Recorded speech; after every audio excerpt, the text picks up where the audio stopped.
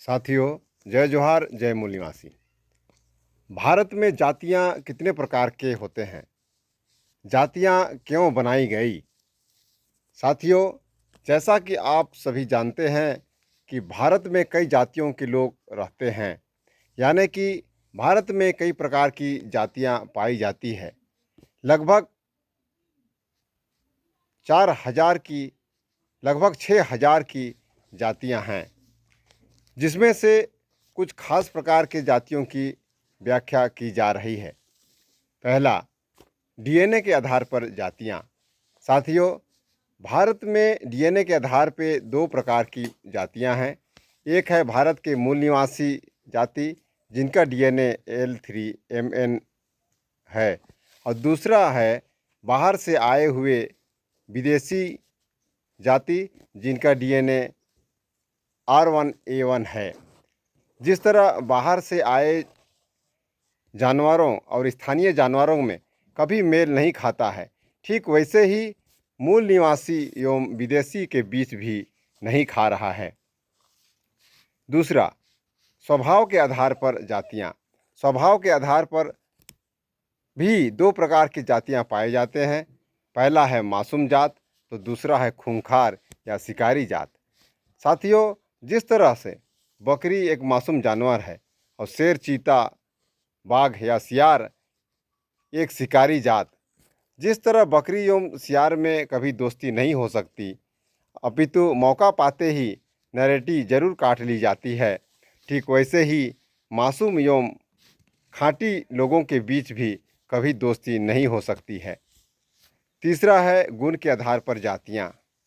कुछ लोगों का गुण सीधा, सच्चा, ईमानदार पाया जाता है, तो कुछ लोगों की फितरत साजिश और षड्यंत्रकारी होते हैं। यानी जिस तरह सांप दो प्रकार के होते हैं, एक काटने वाले जहरीले सांप जैसा कि नाग, और दूसरे बिना जहर वाले सांप जैसा कि ढोंड़, जिसके काटने से कोई मरता नहीं, किंतु जहरीले सांप के काटने से मृत्यु तय है।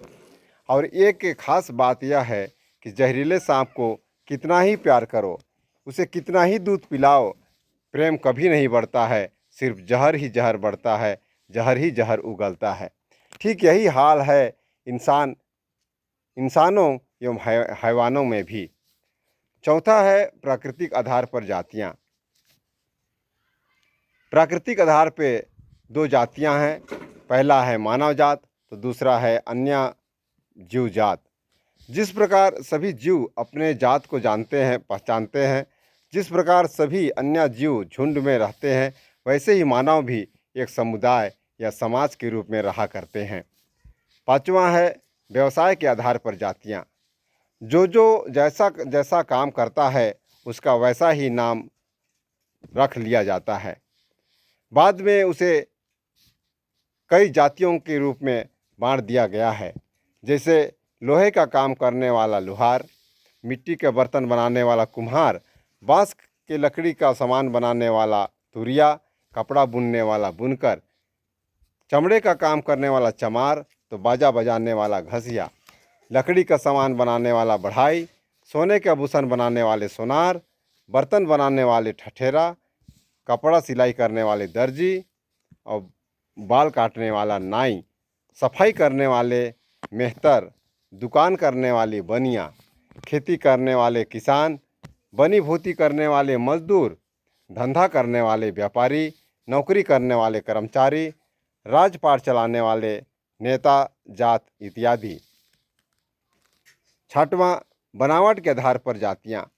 साथियों, लिंग के आधार पर मानव को 3 जातियों में बांटा जा सकता है। पहला पुल्लिंग जात, दूसरा स्त्रीलिंग जात, और तीसरा उभयलिंग अथवा नपुंसक या किन्नर जात।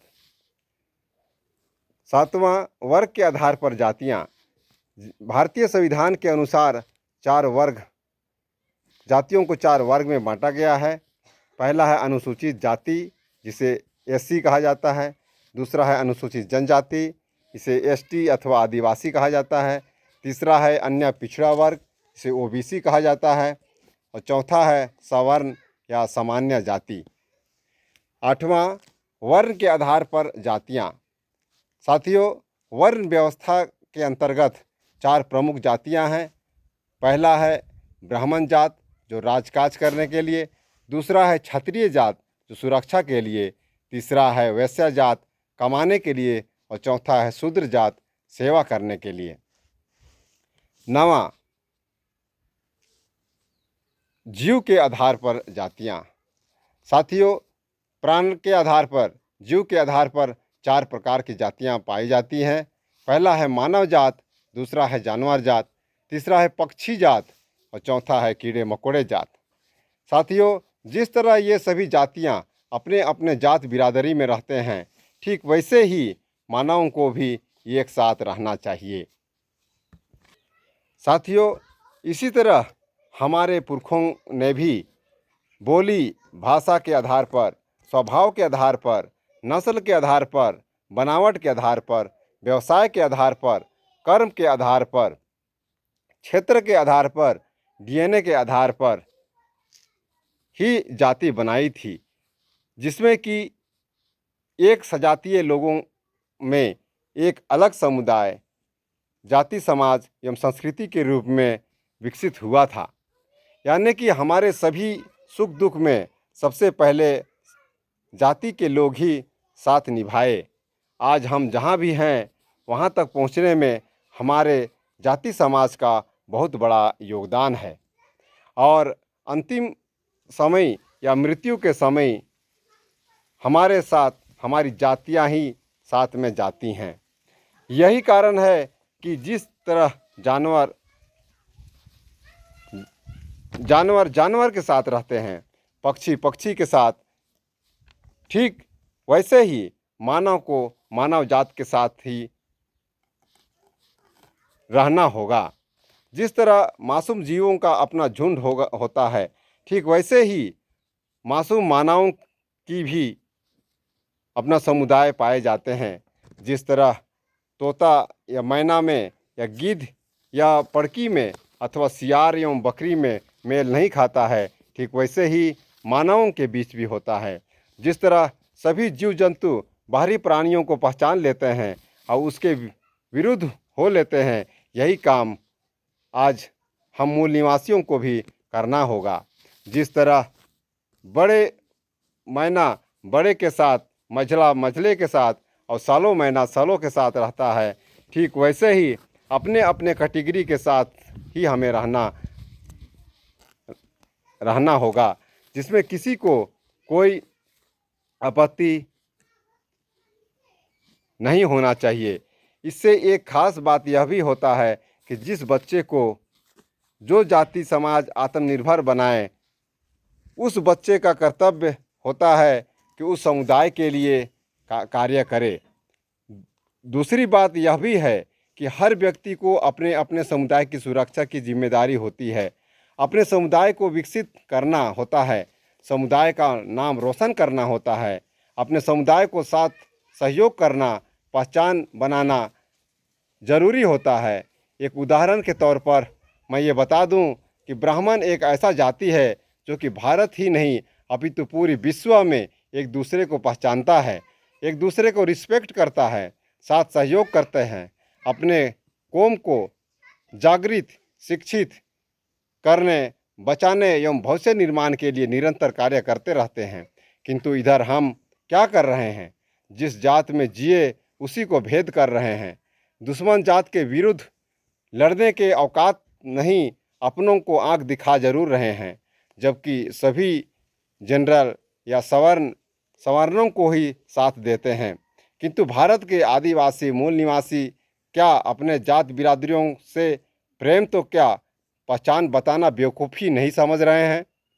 आरक्षण नीति के विरुद्ध में जाकर कार्य नहीं कर रहे हैं, जबकि इन जातियों से ही हम सब आरक्षण का लाभ उठा रहे हैं, फिर भी अपने वर्ग समुदाय को कमज़ोर कर रहे हैं। पूरे दूसरे जाति के फेवर में जाकर अपनी ही आबादी को घटा रहे हैं, दूसरे जातियों की सेवा कर रहे हैं, जैसा कि भारत के मूल निवासी अपनों को छोड़ विदेशी आर्यों की भलाई करते करते अपना पूरा जीवन, अपना सर्वस्व न्यौछावर कर रहे हैं।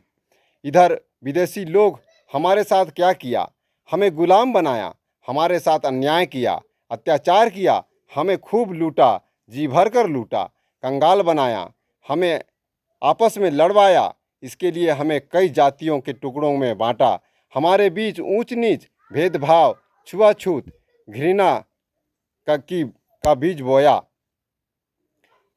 हमारे हक अधिकारों से वंचित किया, हमें शिक्षा से दूर किया, संपत्ति नहीं रखने दिया, सभी जातियों को लगभग 6,000 जातियों के बीच बांटकर झगड़ा फसाद लगाया, हमारे सांस्कृतिक विरासत को ध्वस्त किया, बांटो और राज करो की नीति अपनाया। इधर हम लोग इतने अंधे बन बैठे हैं कि विदेशी जात के गिरोह में समाते जा रहे हैं, स्वाहा होते जा रहे हैं और अपनी अपनी अपनी जाति, अपनी धरोहर, अपनी विरासत, अपनी संस्कृति को छोड़ बाहरी लोगों के इशारे का शिकार बन रहे हैं। साथियों, ऐसे में सभी जातियों का पतन होना तय है। इसलिए अब हमारा पहला कर्तव्य है कि हम अपने जाति समुदाय की सुरक्षा करें। अब समय आ गया है अपने जातियों का कर्ज अदा करने का। यदि हम कभी भी नहीं जागे, अभी भी नहीं जागे, तो हमारा नामो निशान तो मिटेगा ही, तो हमारा सब कुछ ख़त्म हो जाएगा। अंत में मैं यही कहना चाहूँगा कि हम आपस में ना लड़ें और ना ही सजातियों के बीच भेदभाव करें, किंतु जो जातियाँ मानव विरोधी कार्य कर रहे हैं उनसे सतर्क रहें, अपने समुदाय को सतर्क करें। इतना ही नहीं, हम सब एक होकर दुश्मन जात को सबक सिखाएं, क्योंकि हम सब भारतीय एक जात हैं, भारतीय जात। साथियों, यही कारण है कि ज्योतिबा फुले एवं बाबा साहेब ने सभी जातियों को एक करने का बीड़ा उठाया है।